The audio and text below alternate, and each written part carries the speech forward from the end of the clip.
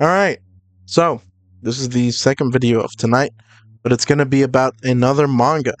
This is going to be about Holy Land, a really, really good, interesting fight manga. Like, it's really, really fun to read, and there's a lot to it. Like, it's not just about fighting, but a lot of it does revolve around that. You know, they talk about the techniques and stuff, but it's much more grounded in reality.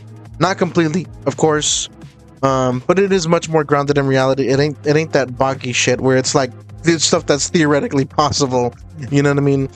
A lot of it is grounded in reality. So yeah, but it's got a few. I mean, overall, is very good. 100% recommend read it. But it's got a few very interesting things about it that doesn't happen very often. But you know, to really get into it, you got the main character, you. I don't remember his goddamn last name. I'm never gonna be able to do that. But you got the main character, you, and he's basically the average bullied kid, right? He's scrawny, or he's skinny, scrawny, whatever. He is super weak, and he gets bullied and whatnot. Now, this doesn't happen at the beginning, but this is like, the sort of like, you kind of get his backstory. It's pretty early on, but this is also because it's his reason for what he does, right? But he basically was easily bullied, and it led him to not having a place in the world, and not being able to just exist, right, and have his own kind of fun. So, like, damn, it's okay. It's hard to talk about this and not just tell you the whole backstory, because I don't exactly want to do that immediately. But yeah, I'll just do it kind of the way the manga does it. But the way it starts off is basically you get like sort of like a description of the Holy Land, right? Which is, this isn't a fantasy. This is real life, like modern, day thing. But essentially, it's the place where he can exist and, live his life, right? Where he belongs. It's the place where he's found, like his place in the world. Basically, that's the best way to put it. It's where he's found his place in the world, and it's what he protects, right? And so this is, and he protects through violence, right? So he goes from, zero to hero type thing, but not like hero. It's more like he goes from being bullied to standing up for himself. But it's not a very slow process, but it's a slow process. And over time, he gets really powerful, but he has his ups and downs and his struggles, right? Like, the first impression of him is there's no way he's whipping everybody, right? But he does get into these fights, and you do see, little glimpses of that, the reason that he has sort of a reputation. Because at the beginning, he does have a reputation. And the first thing that happens is, he just gets picked on randomly by this dude, and, in like a bathroom and whatnot, and he just whoops him, right? But it's not like a badass kind of thing. It's more like this seems like luck, but it's not, right? He basically takes the guy down in like one hit, and then he leaves, because this is the beginning of his journey, right? Now, he has taken down a few people, so he has earned a name on the streets, but it is the very beginning of his journey. So even though he's fighting back, even though he's resisting, as he says multiple times, this is only the beginning, right? So him whooping that guy, it's like one of many, not that many, maybe like 3 or 4, but it's enough where the streets, as they call it, sorry if that was like very loud, but the streets, as they call it, because they do call it that very often, has acknowledged that he exists, and so they've given him a name, the Thug Hunter, because to them, he hunts thugs that mess with people, right? So he's known as the Thug Hunter, and so he's beating up thugs, left and right. And so, that's part of, like, this is the beginning of his story, but he starts getting, obviously he gets a bigger reputation as he takes on much more powerful foes in a lot of, in a lot of areas. But it's interesting. It's hard to talk about because there's so much to it. It's not just that. I mean, like, because for example, early on he also gets the intrigue of this one guy. I don't remember his name, but I'm just gonna call him the boxer, because he's like, even though he's not a boxer, he did box at one point. Though he stopped boxing, right? And at some point, I'm sure you'll get the backstory for that. I don't remember if I got to that, because I did read this a while ago. I got in pretty far, but I don't remember if I ever got to that guy's backstory. The boxer takes interest in Yu, right? Oh, I think his name is Kamishiro Yu. So he takes interest in Kamishiro, and because he hears about him being a thug hunter, and he's like, well, if he's just one punching people, hey, he might sound, he sounds kind of interesting. I might want to fight him myself. But the first time he actually meets him is basically when Kamishiro gets in trouble, because the guy he whooped wasn't just anybody. He's somebody that has ties to a little gang of dudes that know jujitsu, or not jujitsu, but they know like wrestling, like sudo, or judo. Sorry, they know judo, so they grapplers basically. So he's like, all right, I need you to take this guy out, because he's not just some no name, even though he kind of is. He has a bit of a reputation, and if they just let this thug hunter guy keep whooping people, it's gonna look bad on them. So they get the biggest judo guy, and he goes to take him down, and so they surround him in a group. And before this happens, he kind of becomes, well, not becomes, but he finds Kamishiro ends up running into this guy called Shin, and Shin is someone that is at his school, which he has a reputation at his school of being like very withdrawn. He doesn't talk to anybody. He has no friends. But that's obviously going to change very soon, especially because he meets up with Shin and they become friends at a certain point. But at this point, it's more like Shin just knows him, and their first interaction is Shin kind of shielding him from these, dangerous looking guys. This is before the judo guy and his group find Kamishiro and challenge him to a fight, right? He meets Shin first, and they don't really become friends, but they hang out a little bit. And so at one point, one night, that's when that happens, and Shin's there with him. And Shin doesn't believe at first that he's the thug hunter, but Kamishiro has to step up, because if he doesn't step up, he knows what's going to happen. He's just going to get bullied again and again, and he's going to lose the place that he thinks he's starting to build in the streets, right? And he doesn't want to do that, right? He needs to keep resisting. So, Shin, he can't do anything, and Kamishiro is basically like, let Shin go. I'll fight you, whatever. But the gangsters, I'm gonna call them that, but they're not. I don't know how gangster they are actually. Like, they're not killing people or whatever. But the gangsters, they, don't let Shin go. They make him stay. And so the fight is on, but before it really starts, that's when the boxer guy hears about it, right? He hears about it from somebody that he knows, and so the boxer guy rushes to the fight, and he's there to basically monitor it. And so the fight happens, and as good as Yu is with his punch, because he has like a really, really good punch, he's not trained at all, right? And you get the explanation as to why he's so good at fighting, or at least his punches, after this fight. But for now, all you know is that he's just got a really, really good, fist, a good hook or punch or whatever the hell it is, jab. I don't know. I think it's like a hook or something. But he's got a really, really good left hit, right? And so, the fight starts against him and the big judo guy. And this guy is fat and he's taller than him, so he's a lot more threatening, right? But, the fight starts, and the first thing that, Yu does is he actually gets that hit. He gets that surprise hit, and it's pretty surprising, because at first the judo guy is like blocking his hits, or he's like swiping his hits, but Kamishiro is able to eventually get around that, and he gets a solid strike, but it's not enough to take the guy down, right? It's not enough to take the fat judo guy down. I'm just calling him the judo guy, but it's not enough to take him down. He's big, and he's kind of strong. So even though he gets hurt and he's got a lot of blood coming down his nose and everything, it's not over. So, they continue, and eventually the guy ends up grabbing Kamishiro. He slams him on the ground, and they think that's it, because this is on the concrete. There's no rules in a street fight, and especially because it's the concrete, every time that the judo guy has slammed somebody on the ground, they're usually done for. But Yu Yu gets up.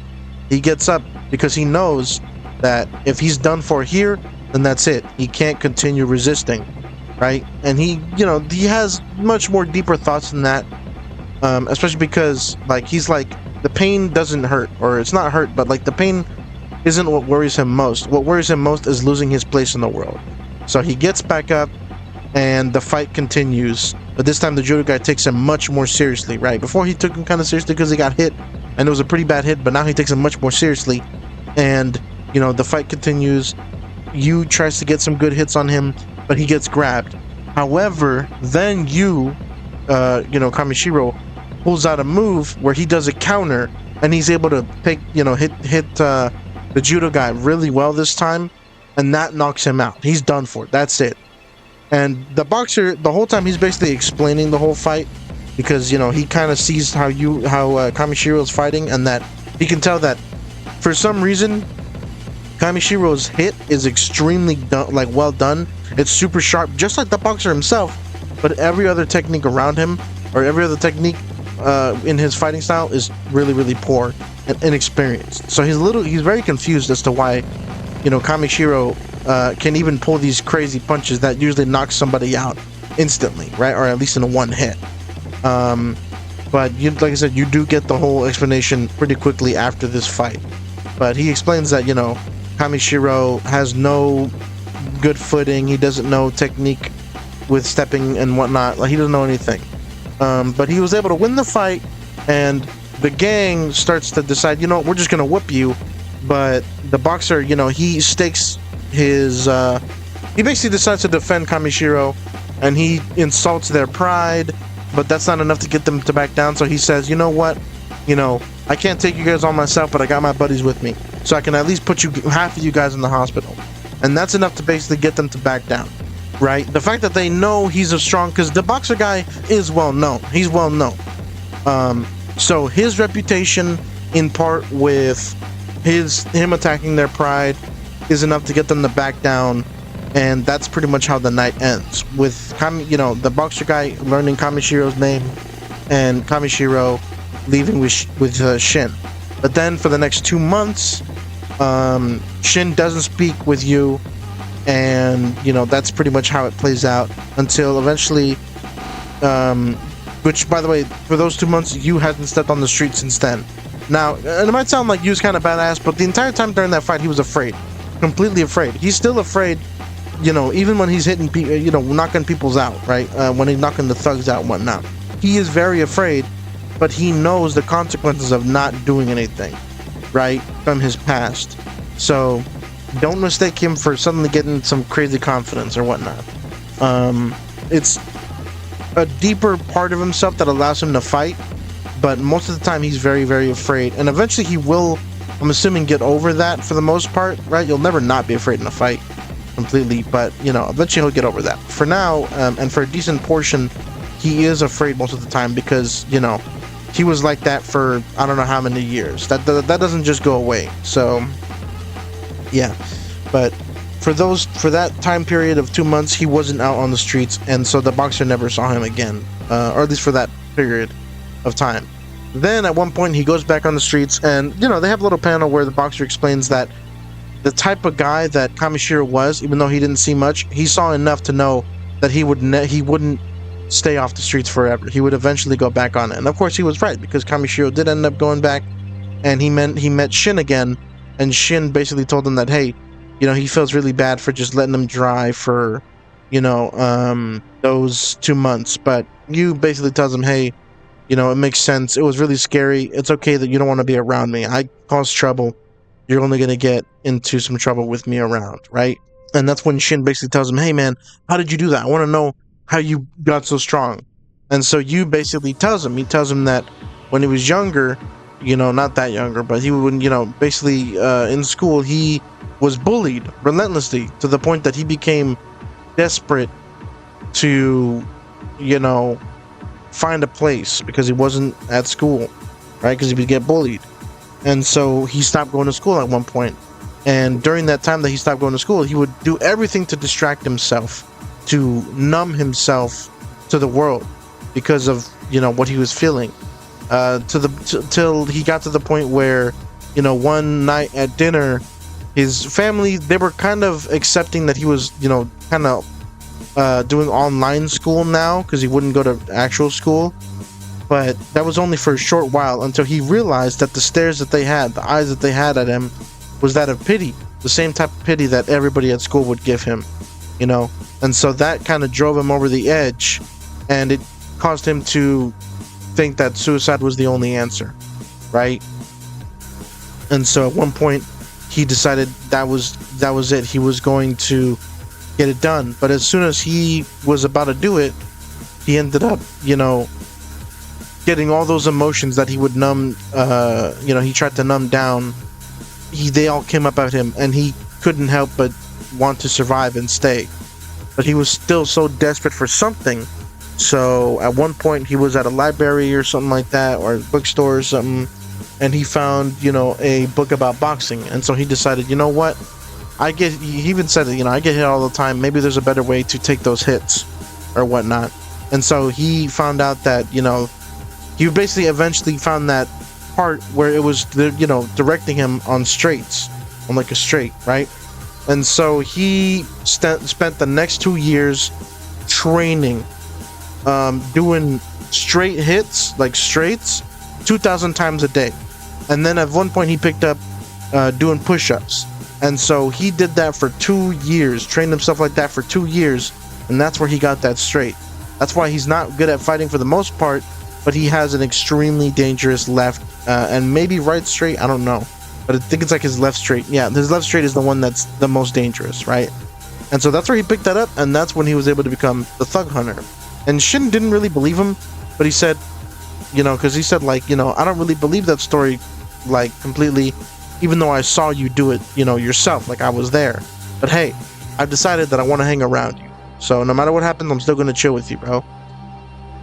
And, you know, that's all I remember for the most part, like, completely, because I remember, because I've recently started reading it again. That's what gave me the idea for this video of a recommendation, right? So, yeah, and there's some stuff I'm leaving out, like the fact that, you know, there's a girl that's kind of interested in him, not in a romantic way.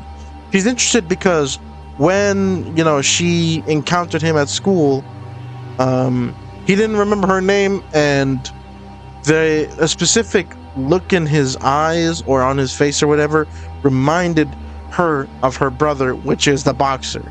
And it's a funny little scene where, like, the girls with her, you know, like her friends are like, there's no way he's the same.